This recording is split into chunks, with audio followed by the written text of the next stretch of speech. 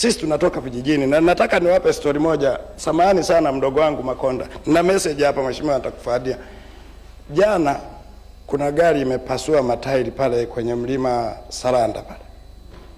Mtu mmoja nadhani ni fansi wangu akanitumia message ile gari ilivyo na matairi yake Michelin yalivyopasuka.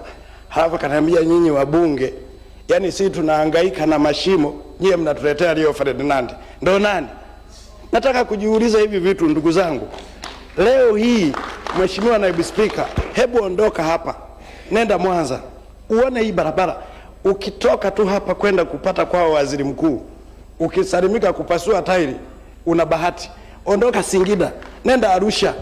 Ondoka Arusha, nenda Tanga. Ondoka Dodoma, nenda Morogoro. Ondoka Dodoma, nenda Mbeya, nenda Songea. Ndugu zangu, kama tulikaa wenyewe ndani tukapitisha bilioni 956, mpaka leo tunaenda kumaliza mwaka mmepeleka bilioni 212 na hela mmeshakusanya zote. Sasa tuzungumze nini sisi wabunge? Tuzungumze nini? Na nimuombe Mheshimiwa Rais kama anatusikiliza, apange ziara ya kupita kwa mguu. Pengine labda wanampitisha kwenye ndege, haoni huku chini. Mimi ningekuwa naweza kuwakonvince wabunge, tungekanseli mipango yote ya mwaka huu. Tukarabati kwanza hizi barabara. Mimi nimekuwa dereva wa heshimiwa wabunge miaka 6, naendesha basi kutoka Mwanza kwenda Dar es Salaam. Wakati huo wa rough road. Sasa hivi kutoka Mwanza kwenda Dar es Salaam ni sawa na rough road. Rais kafanya kazi nzuri ya kuifungua bandari yetu.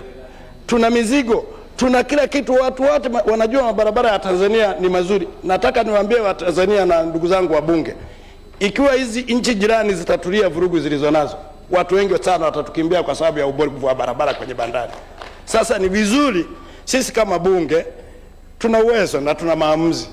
Hatumshikii shilingi ulega, maana hizi shilingi mwisho tutakumalizia zote.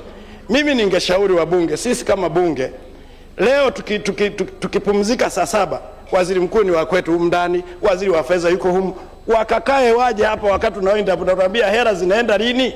Kwa sababu hela mmeshakusanya mheshimiwa waziri, unazo bilioni 950 tunapeleka bilioni 211. Haiwezekani.